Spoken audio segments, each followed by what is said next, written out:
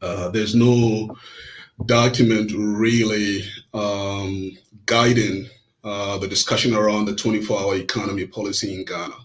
So I thought to myself, I have the expertise. In fact, I've used this expertise to conduct research for other countries. My latest research, in fact, is a research on the economic impact of nuclear decommissioning in the UK. So this is a research commissioned by the UK Nuclear Decommissioning Authority and the UK National Decommissioning Centre.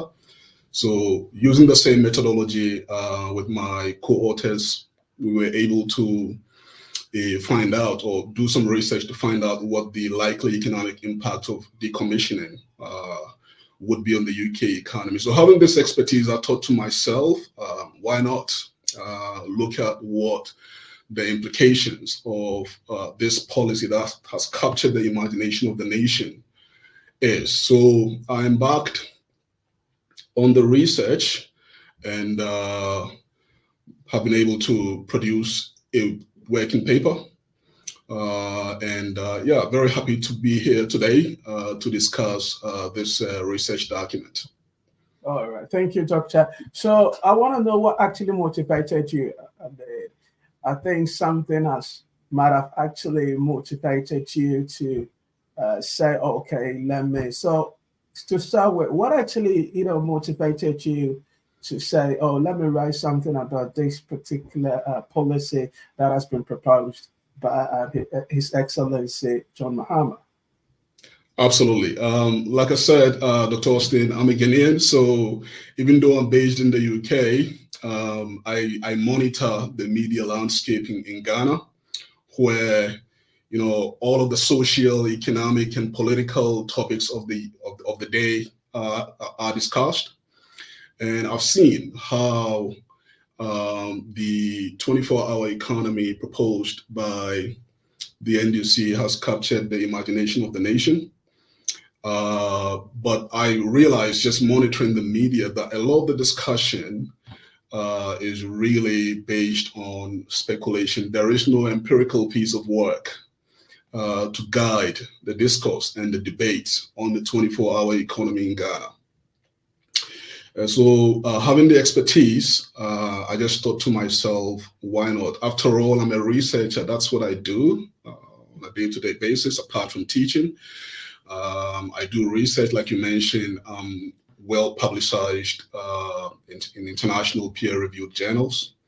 And I do research for international organizations as well. I've just been mentioning the UK Nuclear Decommissioning Authority, which commissioned a report that I did using the same methodology that I used for the 24-hour. We'll come to that methodology very soon, because somebody will be asking what kind of method was used to actually produce this particular paper, because it is an international paper, and I think our viewers will be interested to know the methodology that was used to compile the information, because for information to be authentic, the methodology is very, very crucial. So, Doctor, can you explain to us the methodology process so our listeners will know that we are not just talking about a random figures that you just wake up in the morning, start writing, but it's actually well researched, and the process is, acceptable in every institution across the world. So can you explain to us about the methodology that you use to produce this particular piece? Absolutely. Thanks a lot for that, Dr. Justin. I'll try not to be too technical, because I know you have a wide audience. Your audience is quite wide, and they're not necessarily all economists. So I'll try not to be too technical. So the method I used is the Computable General Equilibrium Model approach. And this is, if you like, a standard method for evaluating the economic impact of new policies. So it could be the introduction of a new policy, as is the case with the 24-hour economy policy, it could be the alteration of an existing policy or an adjustment of an existing policy, and so on and so forth. So if you have a new policy, you want to be able to understand what the impact of the policy is on the economy, especially if it's a nationwide policy, like the 24-hour economy policy. So the Computable General Equilibrium Model approach is quite sophisticated, but it is the standard approach for measuring the economic impact of nationwide policies that are being introduced or are being alterated. Now, this approach, this CGE. So when I say CGE, I mean that's just the acronym for Computable General Equilibrium Model. So CGE models are used by developed countries. So if you go to the US, they have the Congressional Budget Office. So anytime the Democrats or the Republicans propose a policy, they have within the Congress, the CBO, the Congressional Budget Office, that uses a CGE model. So there's an in-house CGE model that they've built for the US economy. They use that model to assess what the impact of the proposed policy is. If you come to the UK, we have the UK HMRC. They have their own in-house built CGE model as well. The OECD has its own, the EU has its own. Credible international organizations like the World Bank, the IMF, they have their own CGE models as well. So a CGE model basically captures the interactions between the various sectors of the economy, the various commodities being produced in an economy, the various agents within an economy. So when I say agents, economic agents like households, the government, firms, the rest of the world, and so on and so forth. So it captures the interactions between these various aspects of the economy. And what happens is the policy that is being introduced is characterized or couched as an economic shock to the system. So the 24-hour economy in this case is a shock to the system. And the shock to the system here is a deliberate policy to incentivize round-the-clock operations in selected sectors, specifically within the manufacturing sector. So that is the shock to the system. You then compare the impact of that shock to what we call the business as usual scenario. So if there was no introduction of the 24-hour economy, how would the economy evolve over time? And with the introduction of the 24-hour economy, how would the economy evolve over time? So you can separate the impact of the 24-hour economy on the business as usual economy. So it's effectively a comparison between two economic equilibria. The first one being the business as usual, and then the second one being the 24-hour economy, which evolves after the imposition of the shock to the system. And so that's in essence what the CGE model is. It's quite standard. It's very sophisticated. So in my paper, in this paper that we're discussing today, there are more than 25,000 variables and more than 25,000 equations that are being solved to assess the impact of the policy on the Ghanaian economy. Wow, very, very interesting. Your listeners, you are listening to Direct Talk every Sunday, 7 p.m. UK time. Today, we've got a very special guest on our show, Dr. Yakubu Abdul Salam. We're talking about his paper that he's written concerning the 24-hour economy. Now, he's explaining how he used CGE. Did I get it right, Dr. CGE? That's correct. To compute the whole thing, solving more than 25,000 equations and numbers and processing and data. Very, very interesting.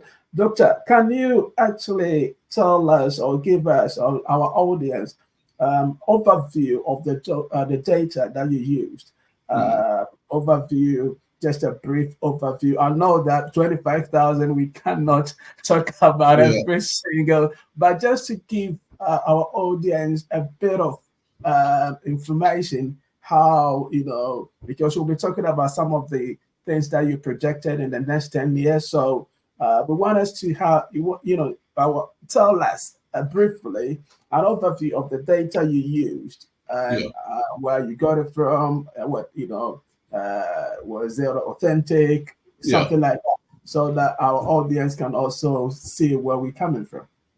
Absolutely. Thanks a lot for that, Dr. Justin. So the data underpinning the Computable General Equilibrium model is called the Social Accounting Matrix.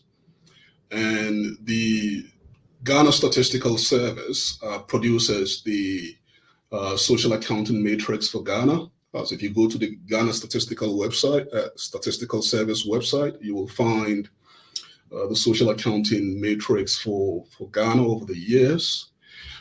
So this was produced by the Social Accounting Matrix that I used underpinning the CGE model is provided by the Ghana Statistical Service, but it was extended by the EU. So the EU has the Joint Research Center. They extended the model to make it a bit more granular, if you like.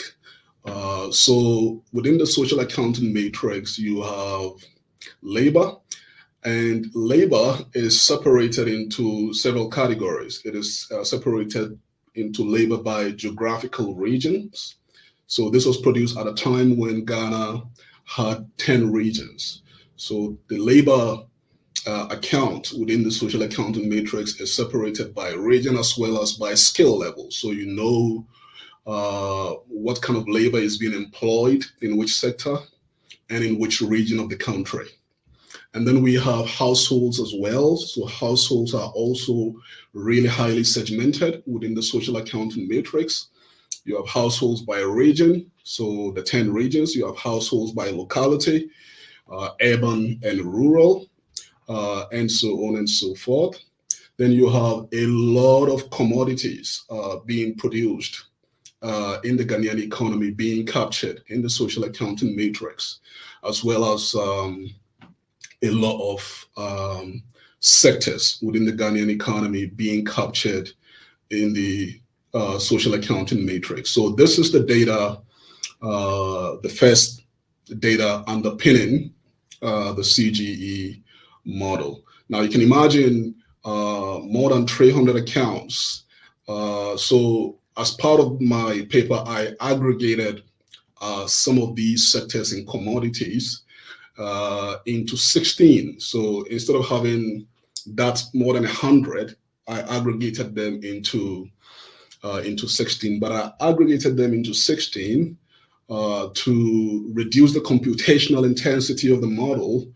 But the aggregation was based on the UN classification system for commodities.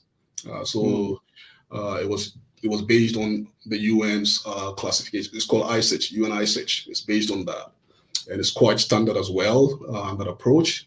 The second piece of data I used was the 2021 population and housing census data for Ghana, which tells you how many people are employed in each of these 16 sectors that are aggregated the various commodities and sectors into. And that then helps me to project what the likely impact of the 24-hour economy policy would be on labor and employment in Ghana. So these are the two main data sets: the Social Accounting Matrix for Ghana, as produced by the Ghana Statistical Service and as extended by the EU Joint Research Center, and the Ghana Statistical Service's 2021 population and housing census data, the economic aspect of it. Well, I'm really, really impressed about the data and the statistics. Let's dive into the data itself, putting all this together. What is your paper saying in terms of the economy, unemployment, and the overall economy? What is the paper talking about? What did you see? What did you find out?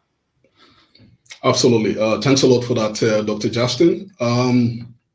So the results was in three parts. So we have the economic impact aspect of the 24-hour economy policy.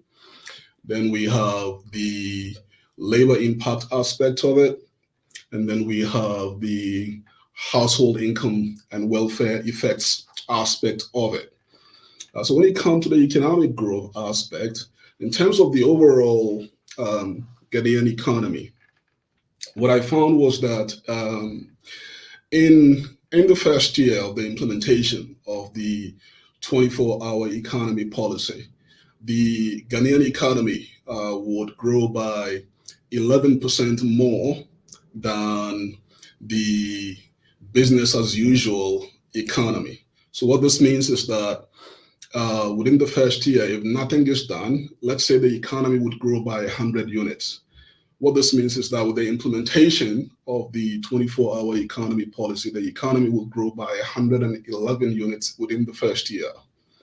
And this is real, not nominal.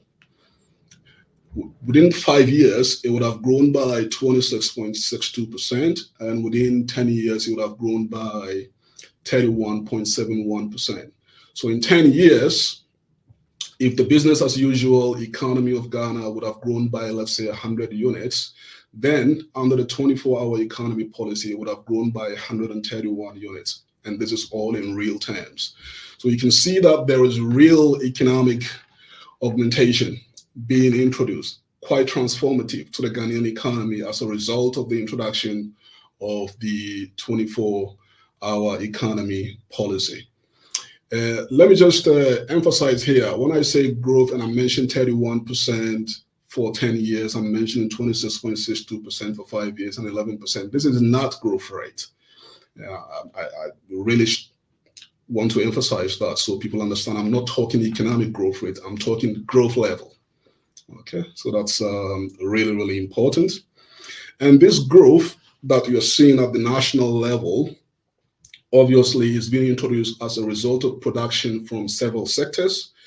The 24-hour economy policy, the sector that most directly benefits from the introduction of the 24-hour economy policy is obviously the manufacturing sector and the electricity sector. These are the two most direct beneficiaries of the 24-hour economy policy. So the paper shows the level of growth within the manufacturing sector and the electricity sector. But because of the interlinkages between these two sectors to the various other sectors in the economy, you have multiplier effects in other sectors. So the manufacturing sector obviously depends on the agricultural sector for its produce, especially with the food aspect of it. So when I say manufacturing, there are many industries within manufacturing, obviously. So you have fruit and vegetable processing, you have fat and oils, so the likes of palm nuts, oil and shea butter and so on and so forth. You have those industries within manufacturing. You have beverages, you have textiles and clothing, you have leather and footwear, you have wood and paper, petroleum refining, the manufacturing of chemicals, the manufacturing of metals, the manufacturing of minerals, and these are non-metallic minerals, machinery and equipment, and so on. So when I say manufacturing, there are a lot of industries that are captured under manufacturing. And these industries are interlinked with many other sectors within the economy. So the growth, the direct growth experienced by the manufacturing sector would have an effect on the agricultural sector, because the agricultural sector would need to produce the raw materials that are being processed by the manufacturing sector. Now, if you produce the raw materials in agriculture, they need to be transported. So the transportation sector will also experience considerable growth.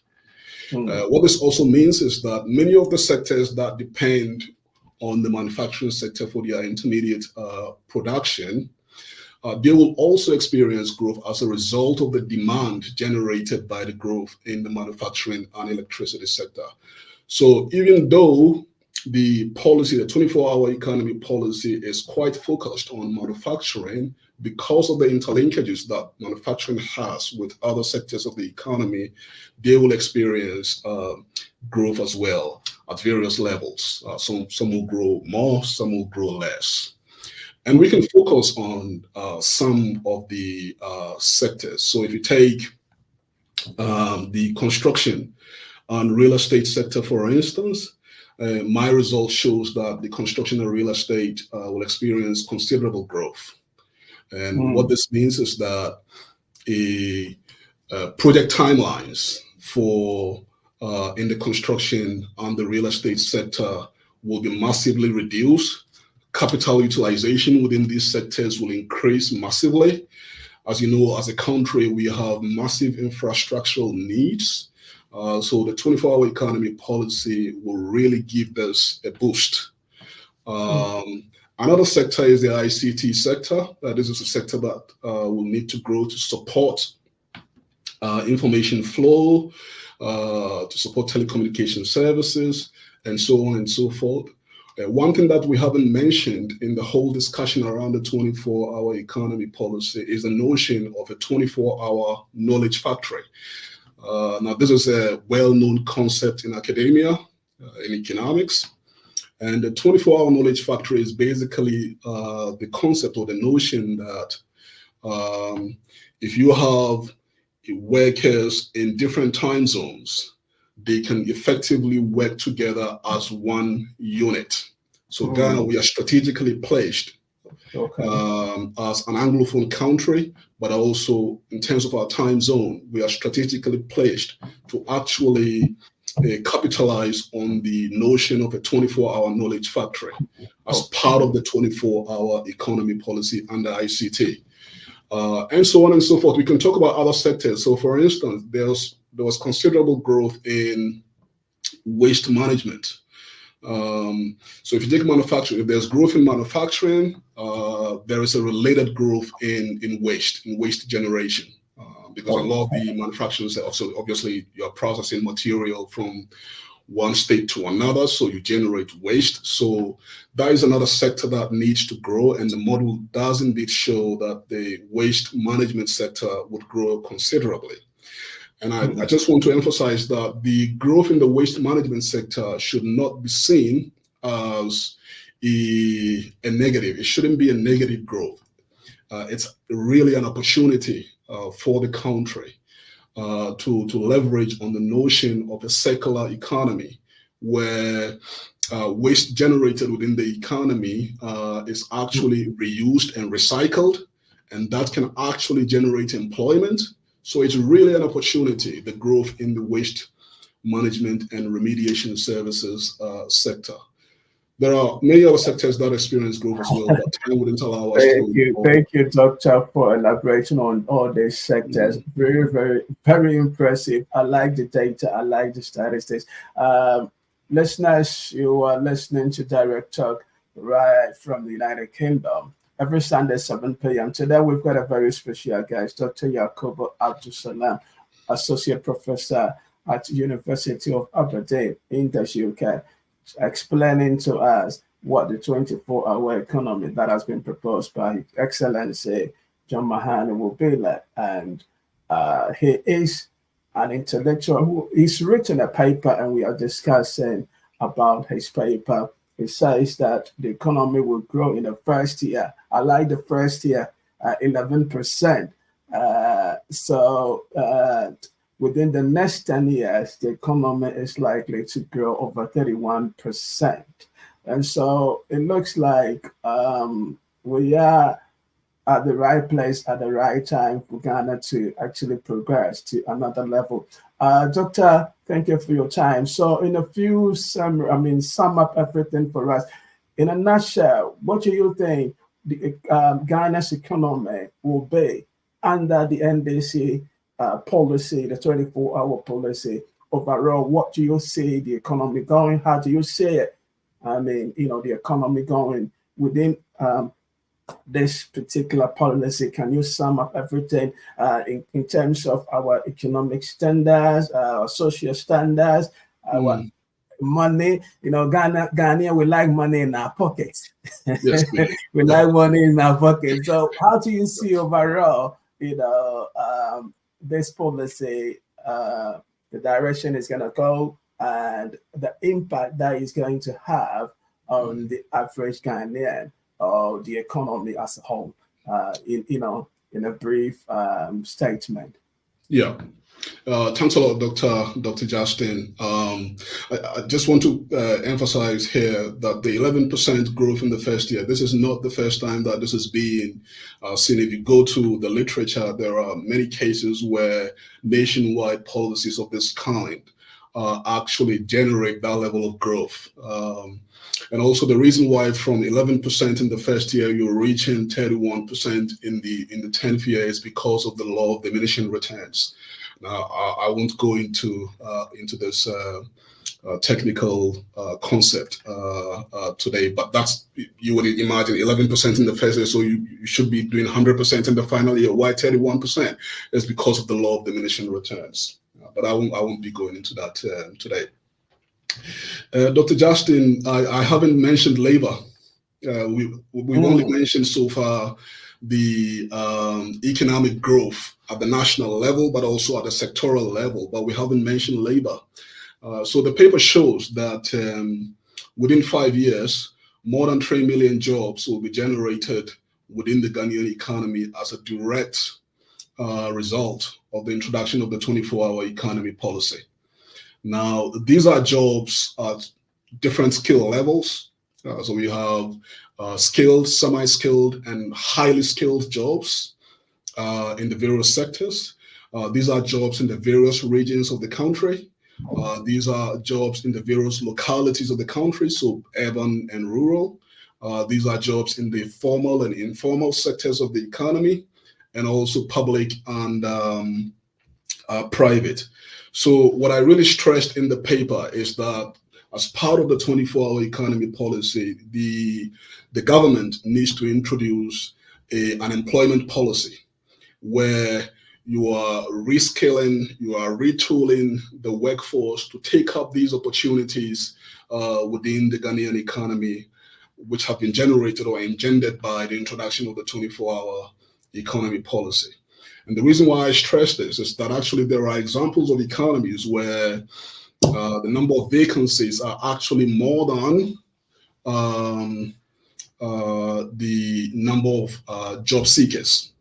So there are such examples in the UK, such examples in the US. And the reason is there is a disconnect between the vacancies that are being generated and the skill set of the people looking for these jobs. So as part of the 24-hour economy policy, we need to introduce an employment policy to look at the functional as well as the regulatory aspect of the 24-hour economy policy. Looking at the data in 2022, there were about 1.73 million Ghanaians classified as unemployed and more than 6.7 million classified as out of the labor force. But that truly masks the extent of the problem that we have when it comes to unemployment. Unemployment is actually a very limited definition of what constitutes people not in work. Because if you're working, let's say 5 hours a day or 2 hours a day, and under the definition of unemployment, you will still be classified as employed. If you're an engineer who is out of work and is doing some work that is totally, lower standard to your skill set, you will still be classified as employed. So unemployment, the 1.73 million classified as unemployed in Ghana in 2022 really masks the nature of the problem. The actual unemployment level, if you include people who are working just to survive, working just 2 hours a day or 1 hour a day, if you include them into the unemployment numbers, then it would be much higher than the 1.73 million suggested by the Ghana Statistical Service. And in fact, the Ghana Statistical Service argues that we use the labor underutilization metric to better capture the pervasive nature of unemployment we have in Ghana. And if you use the labor underutilization metric, the number of people classified as unemployed will be much larger than the 1.73 million. So the country has a unique opportunity to really attack this problem of unemployment through the introduction of the 24-hour economy policy. If you have time, I can go into